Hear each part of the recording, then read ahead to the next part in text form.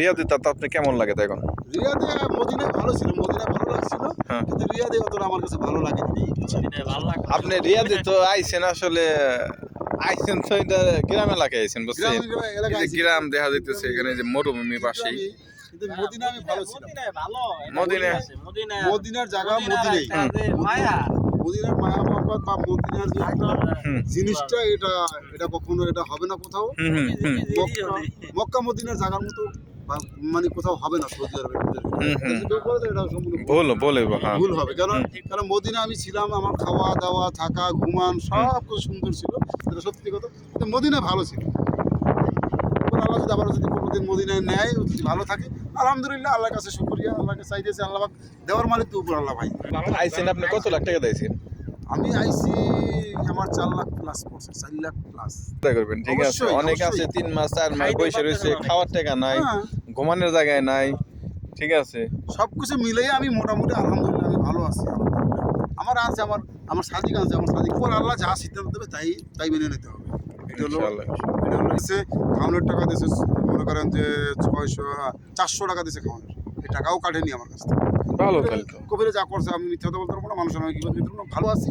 তবে মদিনার জায়গার মতো শান্তির জায়গা আমি আর পাবো। মদিনা আমি শান্তিতে ছিলাম।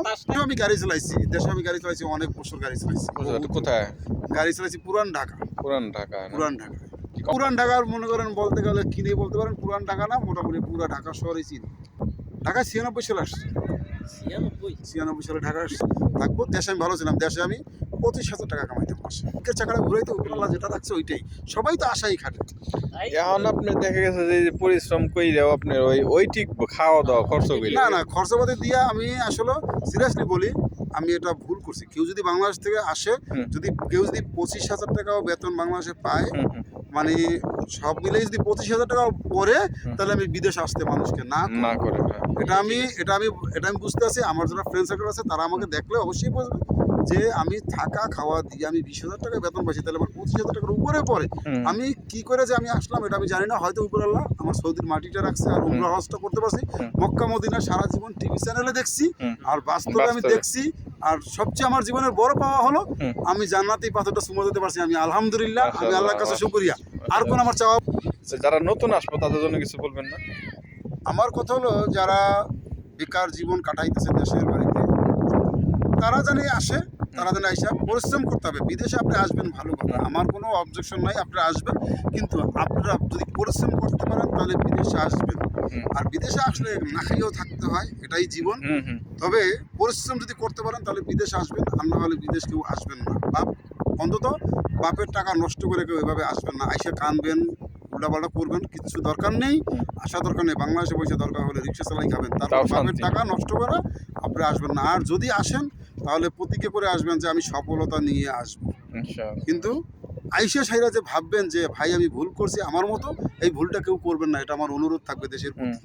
আর দেশে বৈশা আপনি যদি হিসাব করেন যে বাংলাদেশে বৈশা আপনি রিক্সা চালাইয়া যদি 25-30,000 টাকা কামাইতে পারেন, আমি সরাসরি না করবো, বিদেশ কেউ আসবেন না। এটা আমার অনুরোধ রইল আপনাদের প্রতি।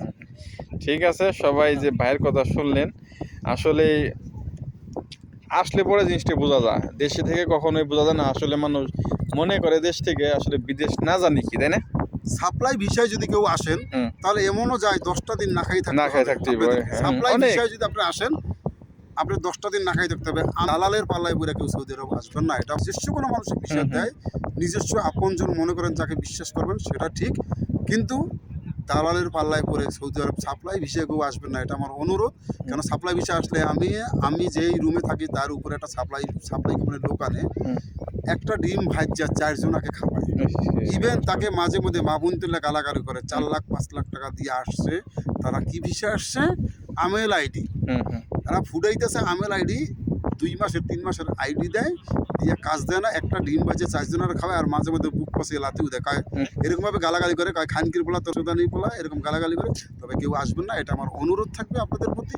সাপ্লাই ভিসায় কেউ আসবেন না, এটা আমার অনুরোধ। শুনলেন ভাইয়ের কথা, ঠিক আছে। আপনার এই বিদেশ আসলে পরে আসলে হিসাব কিতাব করে আসবেন, এখন অবস্থা খুবই খারাপ। ইভেন আপনার সাপ্লাই ভিসা আপনার জীবনে শেষও করে দিতে পারে, তবে আসবেন না, এটা আমার অনুরোধ থাকবে আপনাদের। আচ্ছা, ঠিক আছে। সবাই ভালো থাকবেন, আর আমাদের জন্য দোয়া করবেন, ভাইয়ের জন্য দোয়া করবেন। ঠিক আছে। আল্লাহ হাফেজ।